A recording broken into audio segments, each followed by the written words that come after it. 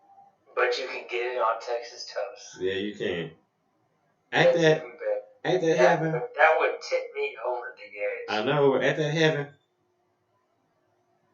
Everything on Texas, for any of the viewers out there who've not experienced Texas Toast, how do you explain, what Texas Toast is? I say it's the jam. It is. It's the bee's knees. It's. How do you explain Texas Toast? You can't. You just say heaven. You just say heaven. That's all you gotta say. Perfectly buttered, toasted Texas Toast. Will change your, will rock your soul. Man. I believe it. I know it. I've been there. I felt that. I've been to the Matrix. I've been to the Matrix. I know exactly what that is. Been to the Matrix, man. I'll tell you. I ain't lying. You know what I'm That's saying? good shit. Nah, that's all good. I'm not even tripping on that. I know what that is. So what do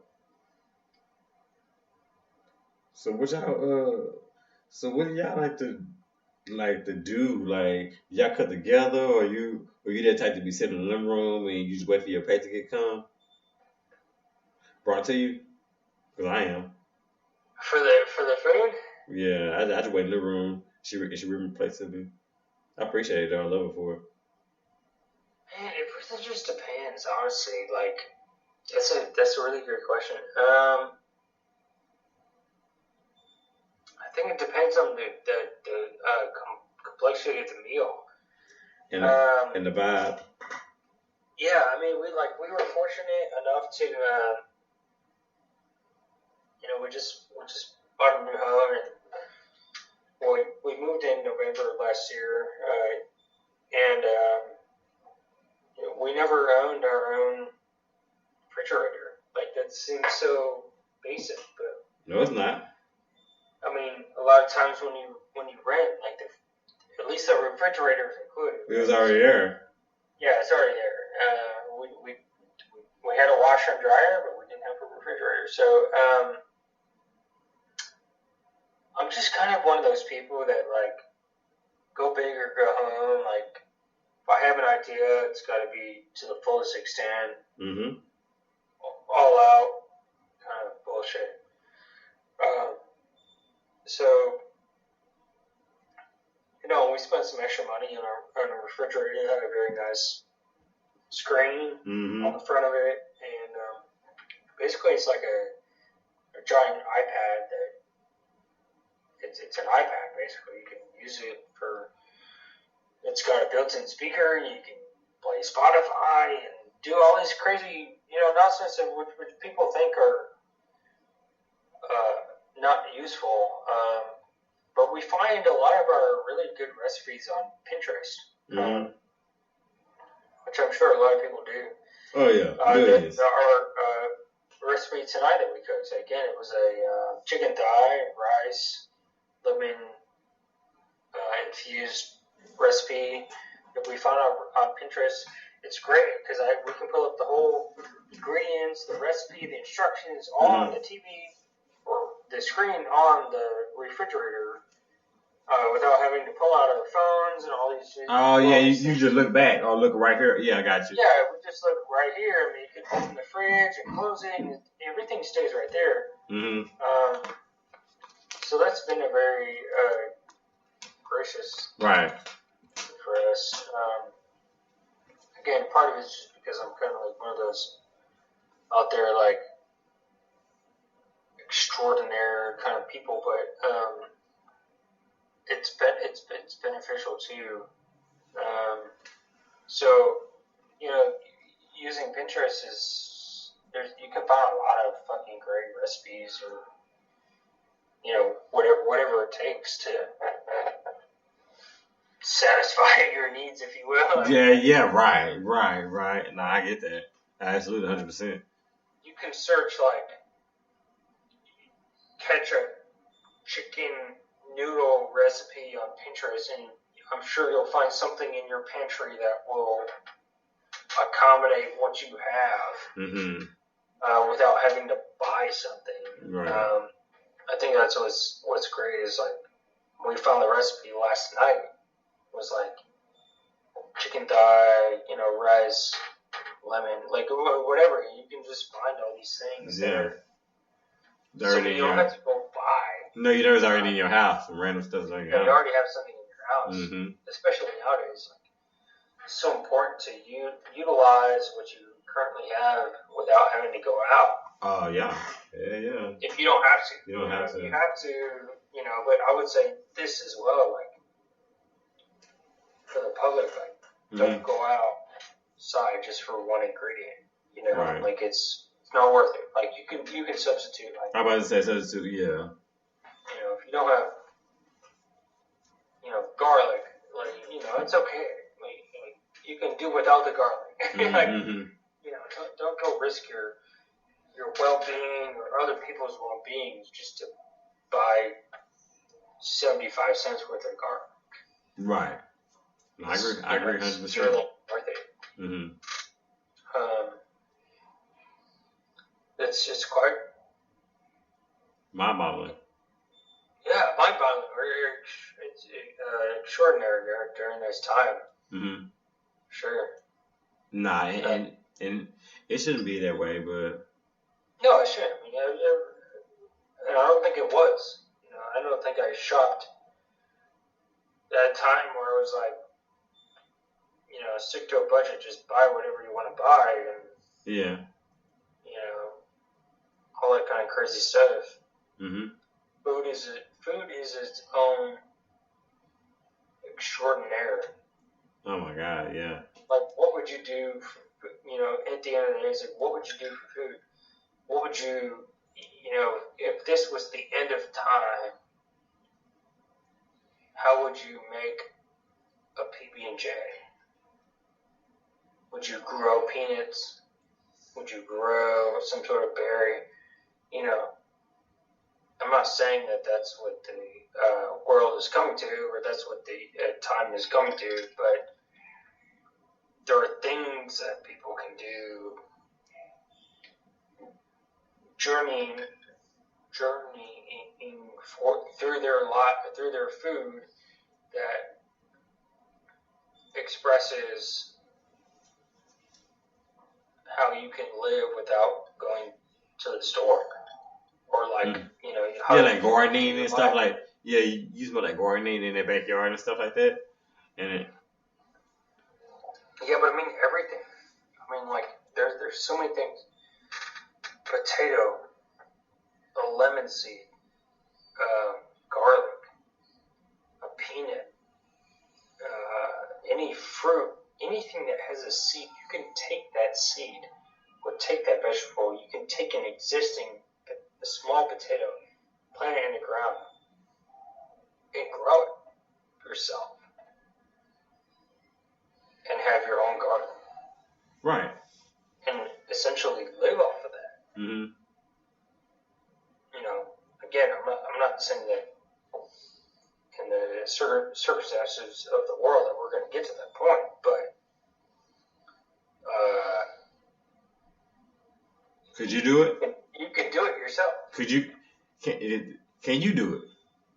Yeah, I can. This actually, fun fact. This is really, really great. I love it. I'm really into what you call hydroponics. So it's gardening without soil. And it uses you water your plants and or vegetables, like whatever you're growing, based off of the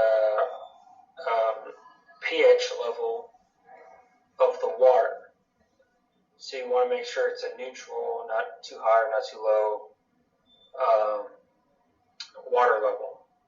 And so what happens in hydroponics is that the water cycles through the whole system. It feeds the plants. The plants feed off of nutrients, which then goes through the whole system. And it cycles over and over and over. So as long as you neutralize that pH level, you can grow anything you want, right? also such a thing is called aquaponics. The only difference is aquaponics includes fish. So, same thing is the water is neutralized to a certain pH level, feeds the plants. The only difference is then the plants feed the fish, and then the fish feed the water system that feeds the plants. Basically, the fish poop feed the plants. So it's just a lot, it's circle of life in its own ecosystem, basically. Yeah. I mean, no, not in its own ecosystem. It's an ecosystem that somebody created for them. And that's what I was saying. Why do people fuck up shit? Why do all that shit exist? Like this, what you just said. Or why does that exist? We just get some seafood, get some fish to do the old fashioned way. What is the purpose of that? The thing that you described, what is the purpose of that? I can't say that I think there's a scientific Like, what's purpose. the point? Mm-hmm. Yeah, I think there's a scientific purpose that I'm not intuitive to. If I were to describe it at a personal level, this is a really, really good question and a topic that I can relate to. On a personal level, I think that people live in certain type of environments. I believe that, for instance, in a place like Louisiana, where my wife grew up, hunting and fishing is very safe. It's very precautioned. Everybody who owns a gun follows gun safety laws to the best of their abilities, only because they see it as a value of, if I catch a fish or I kill a deer or I kill a certain animal, it provides value to the family. Right? Yeah, it's part of their livelihood. It's livelihood, exactly. So it's their job. Right. Yeah.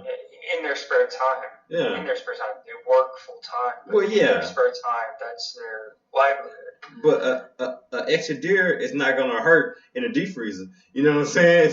Well, I'm telling you, I'll be honest. I shot a deer December 2018. Mm. And it's still feeding. I mean, obviously, there's only my wife and I in my household, but, that will feed us for 3 years easily. Mm-hmm. But that's the value. I mean, that's the value. I think that,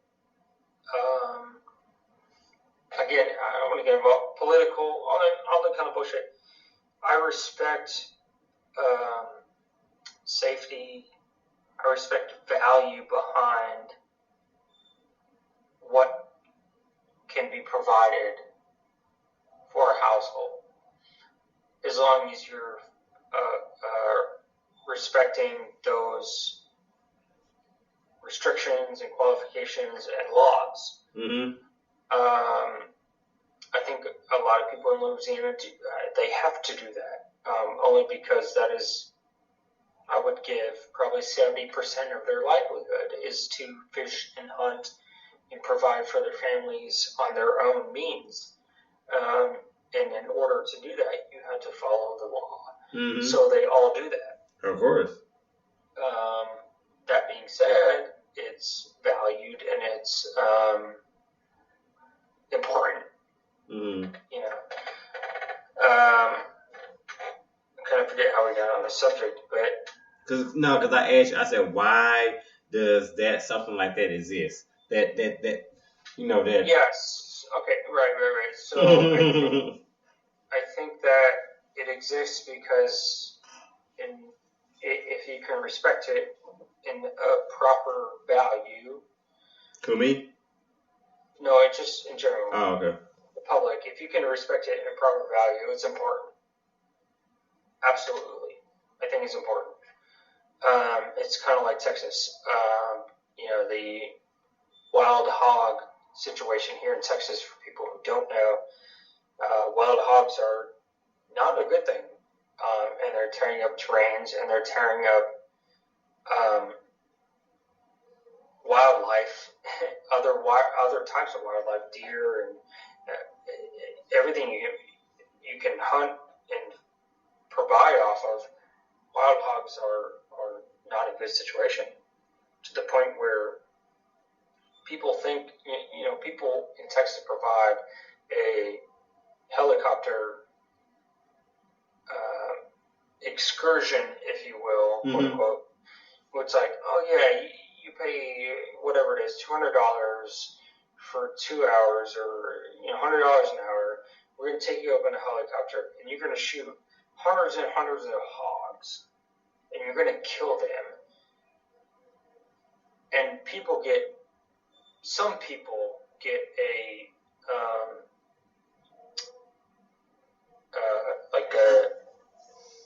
vibe off of that, like they enjoy that, right? Yeah, it's adrenaline rush. Adrenaline rush, right? Mm-hmm. But what people don't tell you is, like, it's important. Like, do I think flying in a helicopter and shooting hogs is the right way to do it? No. But do I think eliminating the hog population that we have in Texas is important? Yes, because it's eliminating so many other types of agriculture and animal life in this state. Mm-hmm. Wild hogs are not as good as people think. Like, right. People just think, oh, wild hog, bacon. Yeah, you can No. eat some bacon off it. Right. It's not the bacon you eat. No, it's not. Off of the Walmart shelf. No, it's not. Sure, you can do something with that produce. Mm-hmm. But that produce is doing more harm to the culture than it is good. So, there's a lot in value to what people value. I mean, if a fisherman goes out and collects 7 fish in a day, I mean, that 7 fish could feed family for 3 or 4 days. Mm-hmm. There's just certain values to think and process behind those things, but it's definitely eye-opening. Again, in my food journey, I've experienced different things over time, and been able to value or learn the value of a catch and release compared to a catch and value. Right, yeah. That's kind of where I stand with it all. It's hard. I don't go to the store and like stockpile meat. But if something could provide me meat stock-wise, I appreciate it. I pray over it, and I value it. And keep it moving. Right. I keep it moving. Right. Yeah, pretty much. That's how you gotta do it. Like, have you personally ever experienced a hunting trip or something that, like, somebody brings, full raw meat to your doorstep, like, whether it's do you think you're against it, or do you think you just against hunting and all that stuff? Hell no, I'm not against it. I just never had the opportunity. Experienced it. Yeah, I never had the opportunity. I don't know nobody gonna pick me to game, gonna hit me to the game on that. I mean, anybody goes, hey Jesse, you wanna go hog shooting or deer hunting? I mean, I don't know people like that. I want to. So it's so crazy. So, like, my friends like that. My wife's family, like, when I first got together, started dating my wife, like, the only thing I had in common with all the males in her family was the fact that we both drink Michelob Ultra beer. That's it. They wouldn't talk to me. They wouldn't do shit. Like, nothing. And, like, slowly stuff just started progressing, you know, blah, blah. I think a part of it was, like, I always had interest, but I never had the experience, like what you're saying. Right. Yeah. So it was like the first opportunity I had, obviously you take it, you know what I mean? I think you would too. Like, I think it's invigorating, it's saddening, it's heartwarming, it's eye-opening. There's a lot of things behind it. You know, I wasn't sure, like, the first time I ever went deer hunting, like, I was like, I don't know what deer is illegal. You know, there's certain types of deer that, in a legal standpoint, that you can shoot, not shoot. And, you know, hopefully you get a guide that can tell you all that kind of stuff.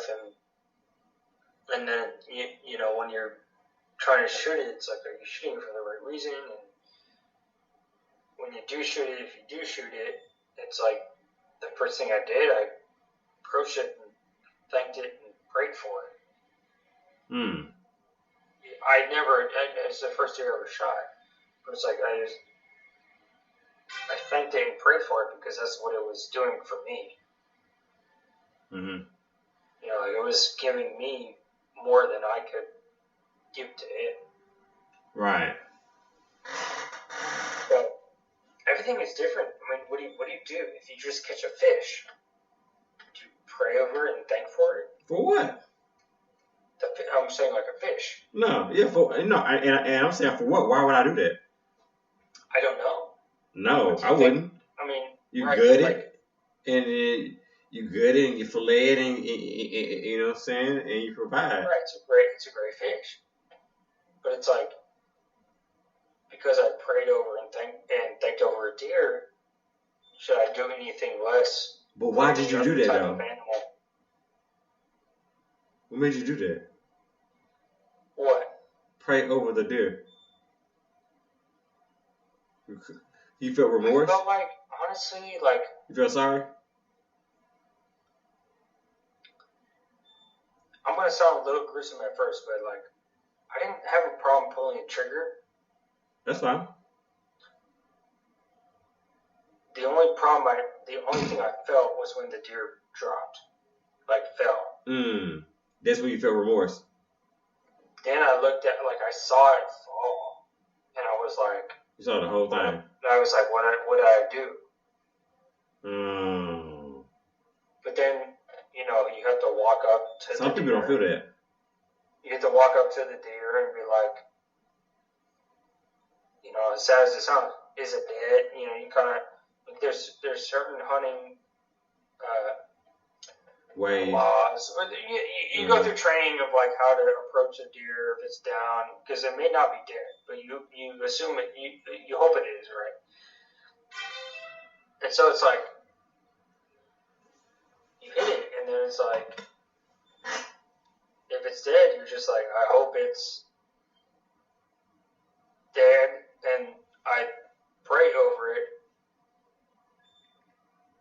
like thanking that it did, you know, like thanking it for its providing.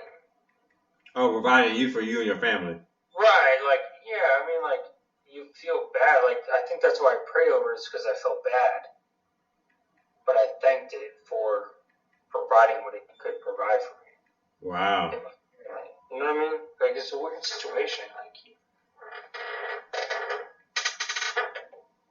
No, I understand. But would you do? My question is, like, let's say you catch a catfish out of the pond.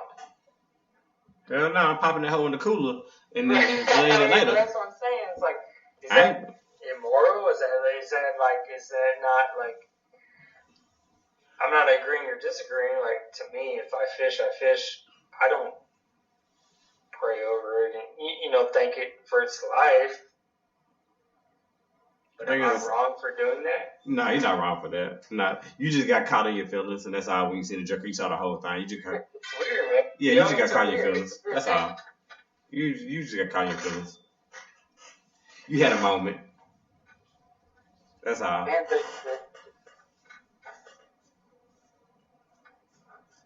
We all have moments. Even like if we shouldn't. Journey through food. Again, this whole thing is like wrapped around this whole like journey through food is so weird. Like eye-opening. It's engaging. Mm-hmm. It's developing. It's enthusiastic. You can feel so many things just through food. I agree 100%. Spices, different things you've tried.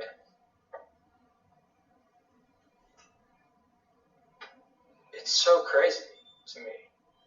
In good ways. I mean, absolutely in good ways. Mm-hmm. That's crazy.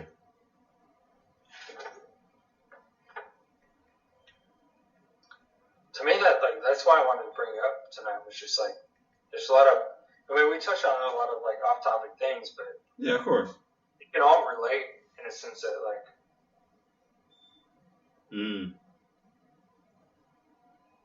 What you eat, like, fuels your soul. Right. Absolutely. Yeah, I agree with that. That's why I don't understand.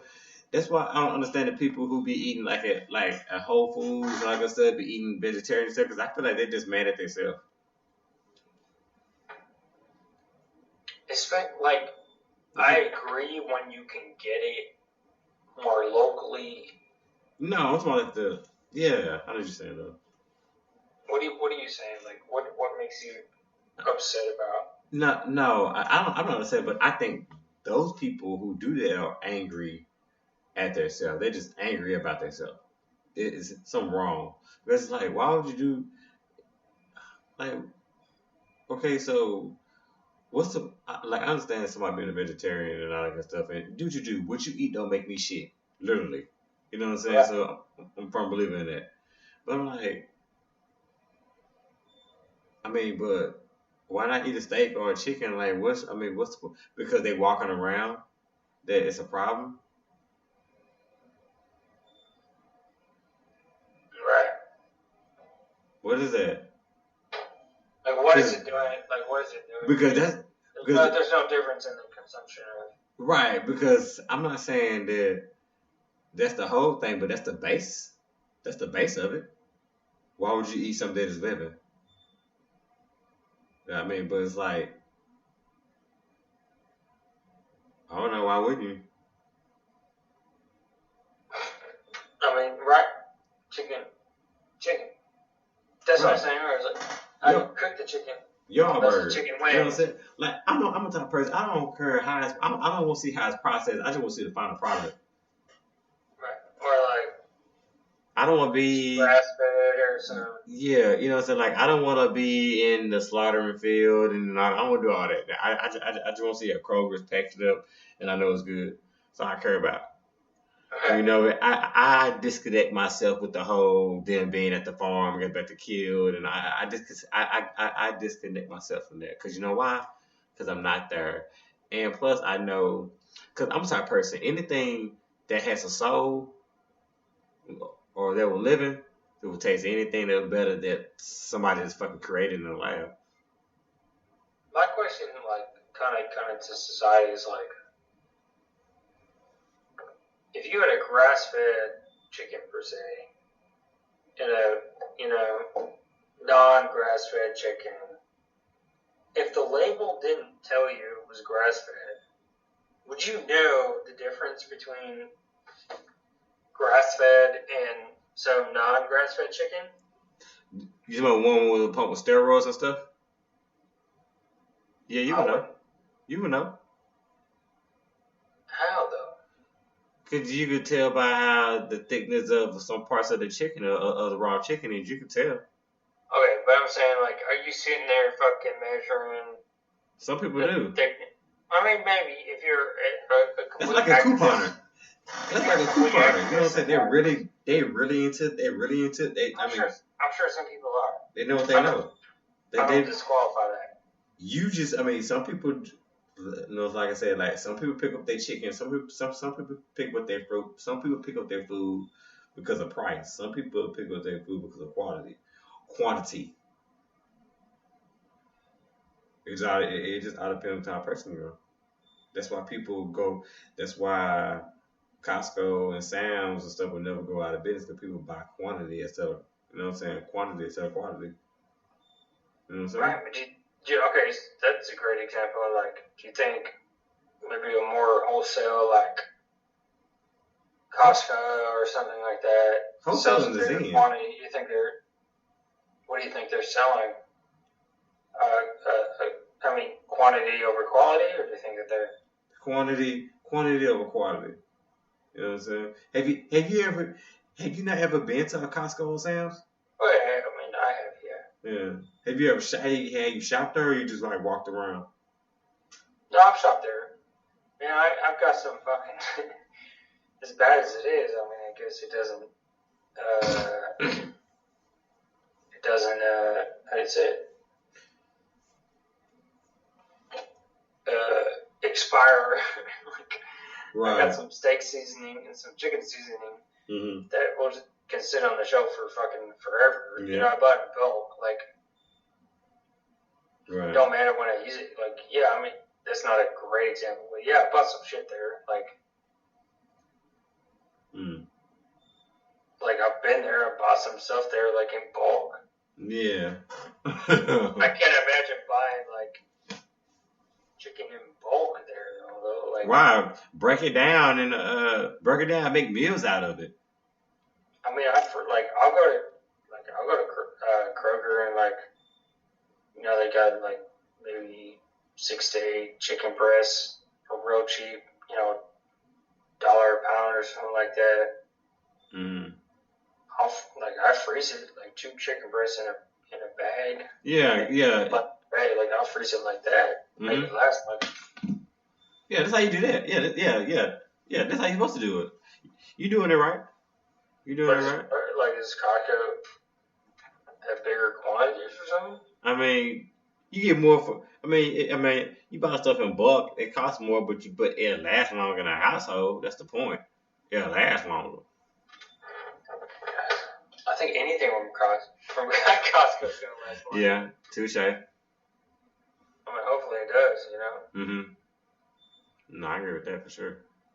You know what I tell me? I've been there.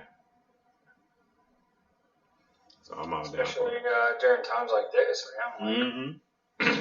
That's what you gotta do. Try to buy whatever I can. Fucking. Not because I necessarily. Well, I want to sound like a hoarder, but like, not because I don't need it, but I can eat it. You know, save it, freeze it, save it for a later date, time. Oh yeah. Because you don't know what you know. You don't know when it's gonna break, when it's gonna end. I mean, hopefully this will break soon. I hope it just breaks in another month or so. Goddamn. Let's just get this over with. Something. You know? I don't know, but I hope. I'm ready to get back. I'm ready to get back to it. I'm ready to get back on the grind.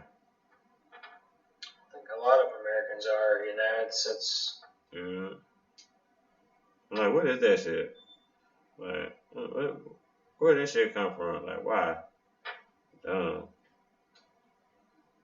It'll mess up my whole world. In the meantime, you can enhance your food quality, your food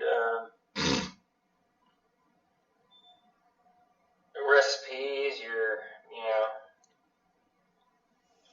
there's a lot of resources out there that can enhance a simple chicken dish to you.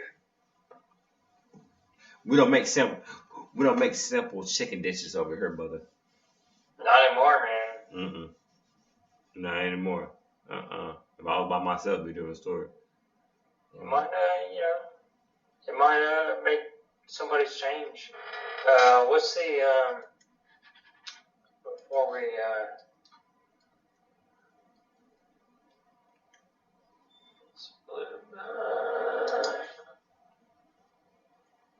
looking up. This is a bad reference.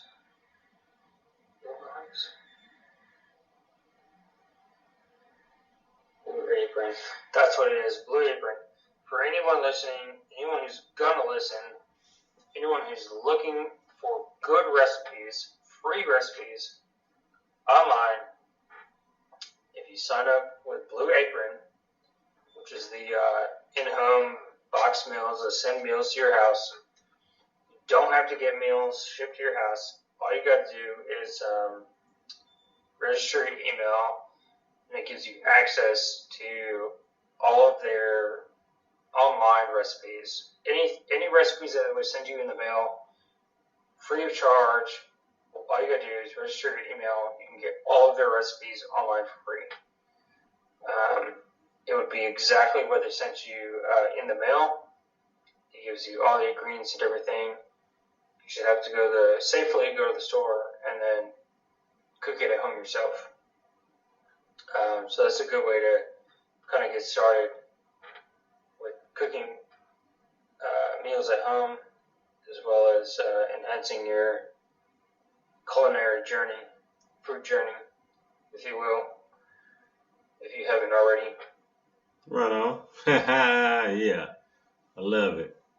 Different experiences, Mm-hmm. Why not? Why not, right? Why the hell You know not? what you'll find. There's some good meals out there, like I said.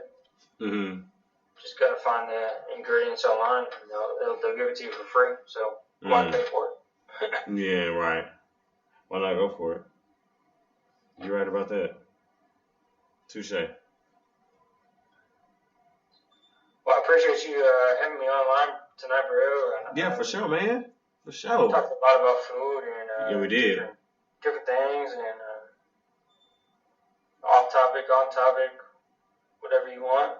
Yeah, I'm all good with that, man. I'm all good with that. The next show, you know what I'm saying? When the next time you want to do a show, brother? Hey, man, once a week I'll be here for you. We'll come with some Hey, I'm down. weekly ideas, and Yeah. we'll jump in on it. Yes, sir. I'll start making me a board tomorrow, so we're good.